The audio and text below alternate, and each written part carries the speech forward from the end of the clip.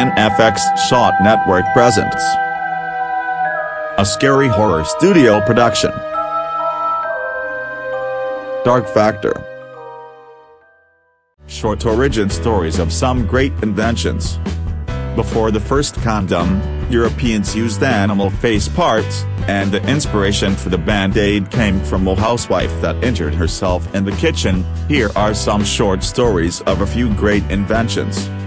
Number 1. The airbag. In 1952, Job Hederick, a retired industrial engineer, avoided an accident with his Chrysler in the last minute. The rest of his trip passed while wondering how can he soften the effects of a car accident. 1 year later he registered the patent for an array of pillows built in a way that they will inflate in case of a sudden stop/slowing down. But as he experienced, it was easier to register the patent than really build it. Only years later it was built properly and on the right speed of inflation without hurting the passengers. The critical advancement happened when Alan Breed invented a cheap sensor, a magnet that holds a metal ball that gets released under specific forces, makes an electric circuit and make the pillows inflate. Number 2. ATM. The first money-giving machine was installed in New York at 1939. Its inventor, Luther George Simeon, saw in his mind a machine out of a hole in the wall that will allow customers to withdraw money without the need to go inside a bank.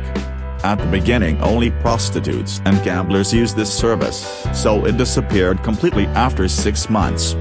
The real breakthrough arrived at 1969 when Donald Wetzel developed an automatic money machine for a company called Docatel. The machine was installed in Chemical Bank in New York. 4 years later there were already 2,000 ATMs around the United States. The cost for building and installing one was $30,000. These days there are over 400,000 machines spread around the United States. Number 3. The Band-Aid. Josephine Dickinson, a housewife from New Jersey, was the inspiration for her husband Earl, that was looking for an efficient way to protect her from house accidents.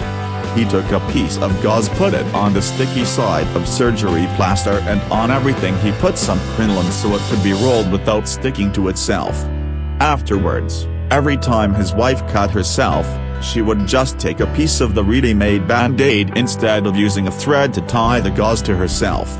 At that time Dickinson worked for Johnson & Johnson that were already selling hygiene products. He showed his invention to the executives that almost instantly recognized the importance of the invention. Number 4. Mints. Ancient Egyptians used to put boiled honey and cinnamon on their tongues, the Romans chewed dill, and in the Victorian era the men preferred to chew licorice that were marketed as perfume for the breath. Mints were usually considered as a treatment and remedy than candy. The real mints were invented in 1912, when a candy maker from Ohio named Clarence Crane made a candy for the hot summer days. He made a hole in the center and called it a lifesaver, for its look. Number 5. Bullets.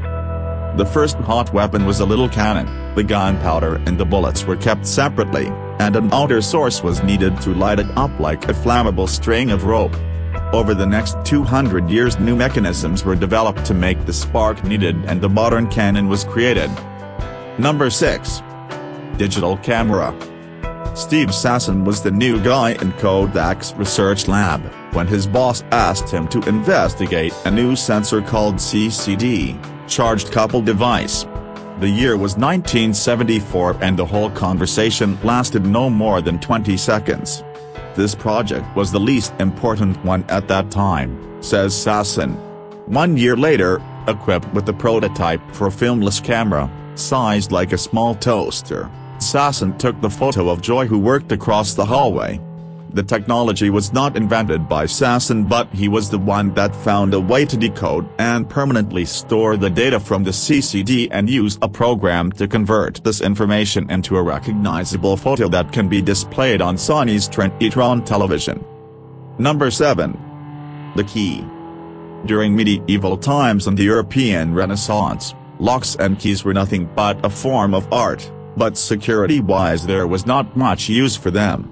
It was possible to break into locks by using a skeleton key. Thank you for watching Dark Factor. Don't forget to subscribe.